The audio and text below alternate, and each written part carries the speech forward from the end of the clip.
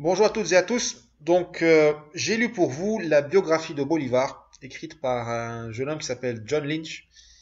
Alors malheureusement, elle n'a pas encore été traduite en français à ma connaissance. C'est la meilleure biographie de Bolivar que je connaisse. Donc je me permets de parler d'un livre qui est a priori disponible uniquement en anglais, parce que il est pour les raisons qui vont suivre, mais vraiment la première raison, je dirais que c'est que c'est une approche extrêmement synthétique et très documentée, hein. Tous les aspects de la vie de Bolivar ont été abordés par John Leach et surtout son caractère d'animal politique. C'est ce qui nous intéresse certainement le plus. Pourquoi parler de Bolivar? Pourquoi s'intéresser à Bolivar? Parce que j'allais dire, un des pères fondateurs de l'Amérique latine, de l'imaginaire de l'Amérique latine, du Mexique jusqu'au Chili. On l'appelle El Libertador puisqu'il a libéré ou a contribué à libérer le Venezuela, le Panama, la Colombie, l'Équateur, la Bolivie qui en tire son nom et le Pérou. C'est pas mal quand même. Mais sincèrement, Bolivar, au-delà du Libertador, c'est cette figure spirituelle un peu comme un père pour toute une Amérique latine qui en est encore un peu l'orpheline. Et ça résume un peu, ça reflète un peu j'allais dire la maladie de l'Amérique latine qui est toujours bloquée dans des figures un peu de caudillo, d'homme providentiel qui va faire la révolution à la place des gens, alors que parfois la révolution elle commence par soi-même et par des petits gestes du quotidien et non pas par des cataclysmes. Euh, qui était Bolivar? Il est né en 1783, donc il a eu 20 ans en 1803, il se trouvait en France. Il a assisté au sacre de Napoléon. Ça l'a beaucoup marqué. Donc c'est vraiment l'homme de son époque. Il a connu vraiment la bascule, hein, en Europe entre l'ancien régime et le nouveau régime, on va dire, la modernité républicaine, sinon démocratique. Moment où Napoléon était sacré à Paris, l'Espagne impériale entrait en déliquescence. Il faut voir ce qu'était l'Empire espagnol. Au début du 19e siècle, l'Empire espagnol était en crise profonde. Il était formellement sur le papier extrêmement puissant, puisqu'il couvrait toute l'Amérique du Sud. Il était gavé d'or et d'argent, mais il avait des énormes soucis là aussi de contrôle territorial dans la relation entre les élites espagnoles qui gouvernaient les possessions qui gouvernaient les colonies, et puis la famille régnante à Madrid. Je ne rentre pas dans le détail, mais rappelons-nous que Bolivar a eu 20 ans au moment où l'Espagne rentrait en crise profonde et elle était largement remise en question par les aristocrates des colonies qui ne supportaient plus d'être, de ne pas, enfin, qui voulaient avoir plus de pouvoir, qui voulaient avoir leur mot à dire de manière plus forte, plus intense à Madrid. C'est aussi l'homme, je disais c'est l'homme de son époque, c'est aussi l'homme qui a vu comme ses contemporains, il a assisté à la naissance des États-Unis, hein. On est à tout début du 19e siècle, et bien évidemment était admiratif devant ces colonisés qui se sont décolonisés contre un pays réputé invincible qui était le royaume, enfin la Grande-Bretagne, l'Empire britannique. Donc tout ça, c'est l'environnement mental, émotionnel de Bolivar. Il revient en Amérique du Sud avec la volonté ferme de couper le cordon entre le Venezuela, sa terre natale, et l'Espagne. Il faut savoir qu'à l'époque, le Venezuela était géré par des aristocrates espagnols, mais il y avait une règle extrêmement injuste qui faisait que le gouverneur était toujours nommé par Madrid et c'était un type qui est un natif d'Espagne. Il était espagnol, il devait être né en Espagne, donc il y avait une exclusion d'office, ce qu'on appelle les criollos, qui étaient les gens comme Bolivar, qui étaient des aristocrates blancs, mais nés au Venezuela. Donc c'était ça, en fait, le déclic, et ce qui a permis à Bolivar d'avoir ses premiers adeptes parmi la grande aristocratie terrienne du Venezuela. Ils l'ont suivi pour ça. Sauf que lui, sa vision, son ambition, c'était pas seulement d'un problème cette sorte de revendication de classe, on va dire, de corporation. Lui, il voulait aller plus loin, il est allé plus loin, il voulait libérer entièrement l'Amérique du Sud et former une nouvelle entité politique qui devait s'appeler la Grande Colombie. Alors, Bolivar est un Vénézuélien. Le Venezuela, ça a toujours été une périphérie de l'Empire espagnol, mais même au niveau de l'Amérique du Sud, c'était une périphérie. Le nom Venezuela, d'ailleurs, on dirait aujourd'hui, c'est une joke, hein, c'est une plaisanterie.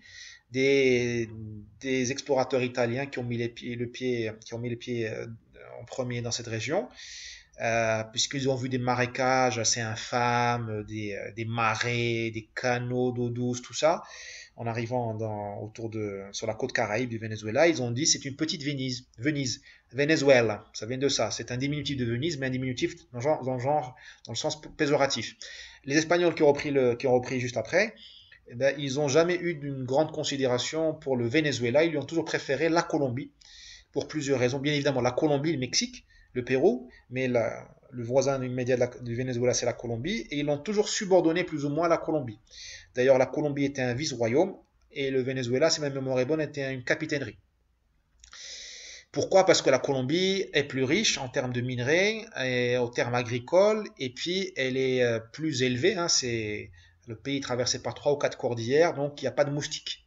Et c'est mieux pour les élites et les gens, enfin les colons qui n'étaient pas décimés par les maladies comme il l'était au Venezuela. La Colombie, c'est aussi Carthagène, donc c'est l'embouchure du Rio Magdalena, qui est une excellente autoroute maritime et pour écouler toutes les richesses qui venaient du Pérou. Donc pour plein de raisons, le Venezuela est resté en périphérie. Même l'Église catholique a un peu négligé le Venezuela au niveau de l'évangélisation du Venezuela. Les gros moyens au niveau des effectifs de l'Église et des ordres jésuites, franciscains et autres ont été mis sur Mexique, Colombie et Pérou. Donc l'intérêt de Bolivar ou son paradoxe, c'est un type, bon, certes aristocratique, hein, c'est pas marginal, mais quand même il vient d'un pays périphérique, que ce soit pour l'Empire espagnol ou pour la région Amérique du Sud, et c'est lui qui va l'unifier, qui va faire la révolution, qui va prendre le pouvoir. Parce qu'effectivement, tout de suite, il a attaqué au niveau du Venezuela, il n'a pas réussi, et il s'est réfugié dans les Caraïbes, et il reviendra plus tard pour attaquer cette fois au niveau de la Colombie. Je ne rentre pas dans les détails, ça peut être assez fastidieux, et puis c'est pas le but aujourd'hui. C'est juste pour vous expliquer que Bolivar a vraiment été habité par une vision, mais malheureusement c'était sa vision à lui et pas celle des autres. C'était sa vision à lui et pas celle des autres. Et on s'est un peu servi de Bolivar, l'histoire s'est servie de Bolivar, on va dire, les élites locales. Il a été un peu le cheval de Troie, la voiture bélier, il a tout fait voler en éclats et il a sorti l'Espagne de l'Amérique du Sud. Mais une fois que l'objectif est réalisé, une fois les indépendances obtenues autour de l'année 1820-1823, eh bien, on s'est débarrassé de lui, on l'a marginalisé, puisque il n'était pas question d'appliquer la vision de Bolivar, qui était d'une Amérique unie,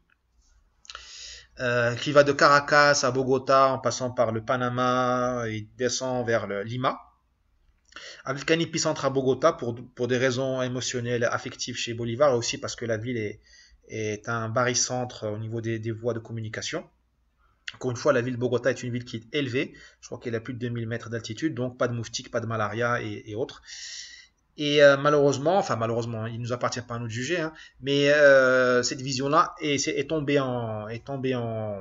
a volé en éclats dès l'indépendance acquise.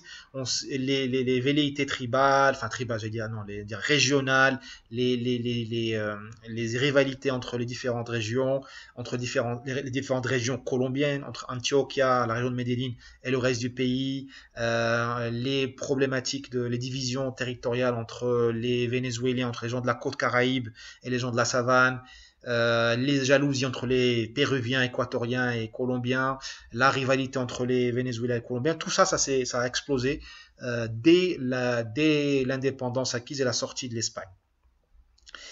Il faut bien savoir aussi que Bolivar est un type était un type assez épatant, puisqu'il il a dilapidé sa fortune, hein. Il aurait pu rester un aristocrate terrien de Venezuela, hein. Il a dilapidé sa fortune pour financer sa campagne contre l'Espagne, et il n'a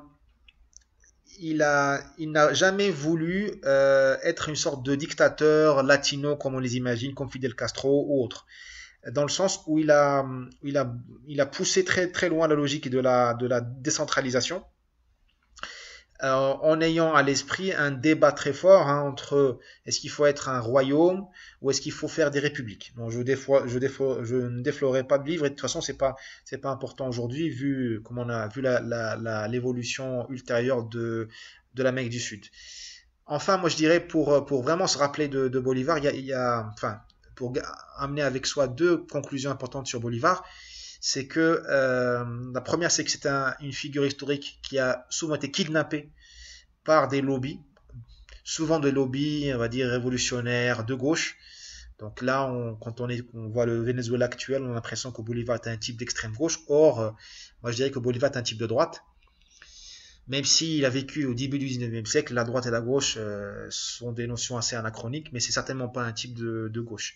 C'est un type qui a une volonté, on pourrait dire c'est un populiste, mais moi je dirais que c'est un grand homme d'État. Il voulait construire un État. C'est un empire assez égalitaire, mais il faut être vraiment très faire attention avec ces mots-là dans le contexte de l'époque. Et il était contre l'esclavage, ça c'est sûr.